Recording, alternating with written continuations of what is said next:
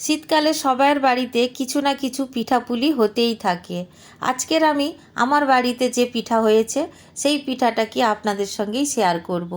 নমস্কার বন্ধুরা, আমি আলপনা সিম্পলের টেস্টিতে আপনাদের সবাইকে স্বাগত। আমার চ্যানেলে নতুন বন্ধু হলে আমার চ্যানেলটিকে সাবস্ক্রাইব করে পাশে থাকার অনুরোধ রইল। অলরেডি যে বন্ধুরা আমার পাশে আছেন তাদেরকে জানাই অসংখ্য ধন্যবাদ। আজকের পিঠা বানাবার জন্য এখানে একটা মিক্সিং বোল নিয়ে নিয়েছি। মিক্সিং বোলের মধ্যে দিয়ে দেব চালের গুঁড়ো 1 কাপ, মেজারিং কাপের 1 কাপ আমি চালের গুঁড়ো নিয়েছি, বাজার থেকে কেনা চালের গুঁড়ো। যোগ করে দেব ময়দা 1/2 কাপ। আপনারা চালের গুঁড়ো বাড়িতে যে ভিজিয়ে বানান তাতেও কিন্তু এই পিঠা খুব সুন্দর হবে। দিয়ে দেব এখানে 1/4 চামচ লবণ, স্বাদ অনুসারে লবণ দিয়ে দিয়েছি। শুকনো অবস্থায় ভালো করে একবার মিশিয়ে নেব। তো ভালো করে আমি শুকনো অবস্থায় মিশিয়ে নিয়েছি। এখন আমি জল দিয়ে দেব, অল্প অল্প করে রুম টেম্পারেচারে রাখা জল দিয়ে দেব। এখানে আমি 1/2 কাপ জল প্রথমে দিয়ে দিলাম, আবারও একটু দিয়ে দেব। একটু করে মিশিয়ে নিয়ে এইভাবে যদি আমরা জল দিই তাহলে ডালা হবে না, নইলে ডালা পেকে যেতে পারে। তাহলে কি হবে, ব্যাটারটা বানাতে সময় বেশি লাগবে। আরও একটু জল দিয়ে দেব। এইভাবে আমি বারবার জল দিতে থাকবো আর ব্যাটারটাকে তৈরি করতে থাকবো। কতটা জল দিয়েছি বন্ধুরা আমি আপনাদের বলে দেব। এইভাবে ভালো করে ফেটিয়ে নেব। যত ভালো করে ফেটাবো আমাদের পিঠাটা তত ভালো তৈরি হবে। তো ভালো করে মিশিয়ে নিয়ে ঢাকা দিয়ে রেস্টে রেখে দিয়েছি।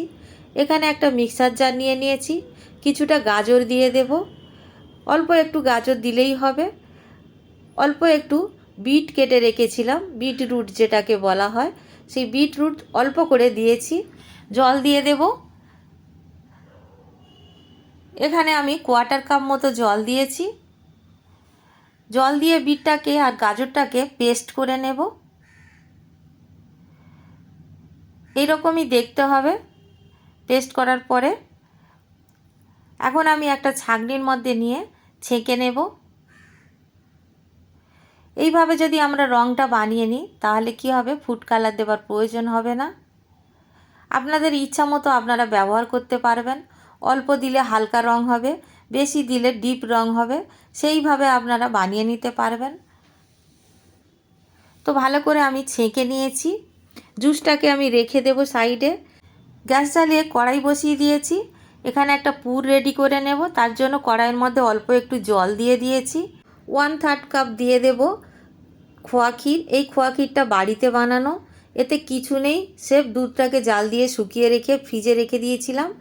তো তার সঙ্গে যোগ করে দিলাম 1/2 কাপ নারকেল কোড়া, 1/4 কাপ দিয়ে দিলাম চিনি, 1/4 চামচ দিয়ে দেব, মানে 1/4 টিস্পুন দিয়ে দেব এখানে এলাচের গুঁড়ো। সব কিছু আমি একসাথে দিয়ে লো ফ্লেমে নাড়াচাড়া করতে থাকবো। যদি জলের প্রয়োজন হয় আমি আরও একটু জল দেব। প্রথমে আমি নাড়াচাড়া করে দেখে নেব। তাছাড়া এইভাবে যদি আমরা একটু শুকনো শুকনো নাড়াচাড়া করি পুরের রঙটা খুব সুন্দর হবে। আরও একটু জল দিয়ে দিলাম। এখানে টোটাল আমার লেগেছে 1/2 কাপের মতো জল। তো যেহেতু শুকনো ছিল আমার ক্ষীরটা, সেজন্য বেশি করে জল লাগলো। তো জলটা দিয়ে এইভাবে ক্ষীরটাকে খুব ভালো করে ম্যাশ করে নিতে হবে। আবারও নাড়াচাড়া করে নেব। বেশিক্ষণ সময় লাগবে না, 3 থেকে 4 মিনিট লাগবে এই পুরটা রেডি করতে। তো আমার এখন পুরটা রেডি করা হয়ে গেছে, তুলে নেব। একটা বাটির মধ্যে আমি তুলে নিয়েছি, দেখুন, সাইডে রেখে দেব। এখন আমি দেখে নেব ব্যাটারটা কতটা ঘন হয়ে গেছে। চালের গুঁড়ি যেহেতু দেয়া ছিল, ভিজে যাবার পরে অল্প একটু ঘন হয়ে যেতে পারে। তো এইভাবে আমি ভালো করে নাড়াচাড়া করে নেব। আর ঘনত্বটা দেখুন এইরকম হয়েছে। এখন আমি ভালো করে মিশিয়ে নিয়ে আরেকবার কিছুটা তুলে রাখবো। সুন্দরভাবে মিশিয়ে নিয়েছি। এখন দেখুন এই জল লেগেছিল, 1.5 কাপ মতো জল লেগেছিল। তো আমি জলটাকে এখন রেখে দিলাম। এখন তুলে নেব কিছুটা ব্যাটার। তার জন্য এই কাপে করেই আমি তুলে নিচ্ছি, তাতে আমার অনেক সুবিধা হবে। 3 চামচ এখানে ব্যাটার তুলে রাখলাম। বাকি ব্যাটারটা আমি সাইডে রেখে দেব। আর এখানে আমি জুস মিশিয়ে নেব। যে আমি কাপে করে তুলে নিয়েছি ব্যাটারটাকে 3 চামচ, সেই তার মধ্যে আমি কিছুটা জুস দিয়ে দিলাম। মিশিয়ে দেখে নেব কতটা সুন্দর কালার এসছে। তো কালারটা আমি বেশি ডার্ক চাই না, হালকা হালকা কালার হলে আমার ভালো লাগে, সেজন্য আমি গাজর বিট মিশিয়ে এইভাবে রঙটা করেছি। তো আমি এখন আরও একটু দিয়ে দেব জুসটা ব্যাটারের মধ্যে, তাতে কি হবে রঙটা আরেকটু সুন্দর হবে। যতটা প্রয়োজন ছিল কালার করার আমি কিন্তু দিয়ে দিয়েছি জুস। খুব ভালো করে আমি মিশিয়ে নেব। আর এখানে জুস দেবার কারণে পাতলা হয়ে গেছে ব্যাটারটা, সেজন্য অন্য ব্যাটারের মতো করে নেওয়ার জন্য এখানে 1/4 চামচ করে দুবার আমি ময়দা দিয়ে দেব। তো এখানে 1/4 চামচ মাপটা ছিল, সেজন্য ওই চামচটা দিয়েই আমি দুবার করে ময়দাটা তুলে দিচ্ছি। টোটাল 1/2 চামচ মতো ময়দা লেগেছে। তো ময়দাটা দেওয়ার পরে ব্যাটারটাকে খুব সুন্দরভাবে রেডি করে নেব। দেখুন কত সুন্দর একটা পিঙ্ক কালার এসে গেছে। এই কালারটা আমার খুব পছন্দ, তাই এই কালার করে নিলাম। আর এটা তো কোনো ফুড কালার না, তাই সেজন্য কোনো রকম কেমিক্যাল দেওয়া নেই, কোনো রকম অসুবিধা হবে না, যে কেউ বানিয়ে নিতে পারেন আর খুব সহজ। আমি সসের বোতলে করে যে জুস দেওয়া ব্যাটারটা নিয়ে নিলাম। আর এখানে আমি দেখে নেব ব্যাটারটা কতটা ঘন। আমার মনে হয়েছে অনেকটা ঘন, তাই অল্প একটু জল দিতে হবে। তো এখানে আমি 1 চামচ জল দিয়ে দিলাম। আপনারা দেখে নেবেন একবার যে ভালো করে যে পাতলা হয়েছে কিনা।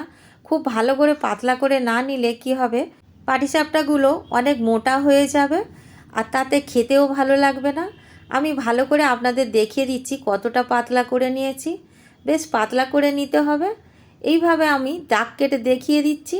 এভাবে দাগ কাটার পর ঘুরিয়ে যখন চামচটা ধরবো, ভালোভাবে কিন্তু গড়িয়ে যাচ্ছে। দেখুন কত সহজে দাগটা মিলিয়ে গেল। তো এইরকমই কিন্তু বুঝে নিতে হবে, পাতলা করে নিতে হবে। গ্যাস জ্বালিয়ে একটা ফ্রাইং প্যান বসিয়ে দিয়েছি, তার মধ্যে 3-4 ফোঁটা মতো তেল দিয়ে দিয়েছি। রিফাইন্ড তেল দিয়েছি, আপনারা চাইলে ঘি বাটার কিছু দিতে পারেন যদি তেল পছন্দ না হয় পিঠার মধ্যে। তো আমি এখন তেলের মধ্যে জল ছিটিয়ে দেব। অল্প একটু জল ছিটিয়ে দিলে কি হবে, টেম্পারেচারটা কন্ট্রোলে এসে যাবে, একদম ঠিকঠাক টেম্পারেচার হবে। আর টিস্যু পেপার দিয়ে আমি মুছে নিচ্ছি, আপনারা চাইলে যে কোনো কটনের কাপড় দিয়েও মুছে নিতে পারেন। আর টিস্যু পেপার থাকলে তো টিস্যু পেপার দিয়েও মুছে নিতে পারবেন। তো এখন আমি গোলাটাকে অল্প অল্প করে দিয়ে দেব। যে গোলাটাকে আমি বোতলের মধ্যে নিয়ে নিয়েছি সেই গোলাটা প্রথমে দিয়ে দিতে হবে। তো দিয়ে এইভাবে একটু ডিজাইন করে দেব গোল গোল করে। খুবই সহজ, আপনাদের খুবই সহজ মনে হবে। আর তাছাড়া এই রকম পিঠা সবাই বানাতে পারেন আমি জানি। তো আমি যেভাবে বানিয়েছি আপনাদের সঙ্গে শেয়ার করছি। তো আমি এইভাবে বানাচ্ছি, আপনারা দেখতে থাকুন। 2-3টে বানিয়ে আপনাদের দেখিয়ে দেব তাড়াতাড়ি করে। তো আপনাদের বেশি সময় নষ্ট করব না, ভিডিওটা পুরো দেখার অনুরোধ রইল। এইভাবে আমি পুরটাকে একটু লম্বাটে করে নিয়ে এইভাবে দিয়ে দিলাম। এইভাবে ফোল্ড করে নিতে হবে। এত সুন্দর লাগে এই পিঠাগুলো বানাতে আমার, জানি না আপনাদের কেমন লাগে। আমার তো ভীষণ ভালো লাগে এই পিঠাগুলো, খেতে তো দুর্দান্ত হয়। এইভাবে আমি সব পিঠাগুলো বানিয়ে নেব। বন্ধুরা, ভিডিওটি যদি ভালো লাগে একটা লাইক করে দেবেন। আমার চ্যানেলে নতুন বন্ধু হলে প্লিজ একটা সাবস্ক্রাইব করে দেবেন। এই চ্যানেলে নানান রকমের রান্না দেওয়া হয়, মিষ্টি থাকে, তার মধ্যে পিঠা থাকে, নানান রকম তরকারি বা মাছের রেসিপি দেওয়া হয়, চিকেনের রেসিপি মাঝে মধ্যে দেওয়া হয়। আমার চ্যানেলের সাথে জুড়ে থাকুন, নানান রকম রান্না আমি দিতে থাকবো। কোনো রান্না যদি আপনাদের মনে হয় আমার চ্যানেলে নেই, আপনারা দেখতে চান, আপনারা কমেন্ট করে জানাতে পারেন। আমি চেষ্টা করব সেই রান্নাটা করে ভিডিও করে আপনাদের সঙ্গে শেয়ার করার। সব পিঠাগুলো আমি বানিয়ে নিয়েছি। কতটা নরম হয়েছে আপনাদের বোঝাতে পারবো না যে এতটা নরম হয়েছে। আর খেতে দুর্দান্ত লাগবে, সেটা তো আগেও বলেছি, এখনও বলছি। একটা কেটে আমি আপনাদের দেখাচ্ছি যে ভিতরটা কতটা সুন্দর দেখতে হয়েছে। পুরটা একেবারে গুড়ের মতো দেখতে হয়েছে, কিন্তু আমি গুড় দিয়ে বানাইনি, আমি আজকে চিনি দিয়ে বানিয়েছি। কেমনভাবে বানিয়েছি আপনারা নিশ্চয়ই দেখেছেন। বাড়িতে বানালে কেমন লাগলো কমেন্ট করে জানাবেন। রেসিপি যদি ভালো লাগে একটা লাইক দিয়ে দেবেন। আমার চ্যানেলে নতুন বন্ধু হলে সাবস্ক্রাইব করতে ভুলবেন না যেন। আজকের এই পর্যন্ত, দেখা হবে পরের ভিডিও নতুন কোনো রেসিপির সঙ্গে। সুস্থ থাকবেন, ধন্যবাদ, নমস্কার।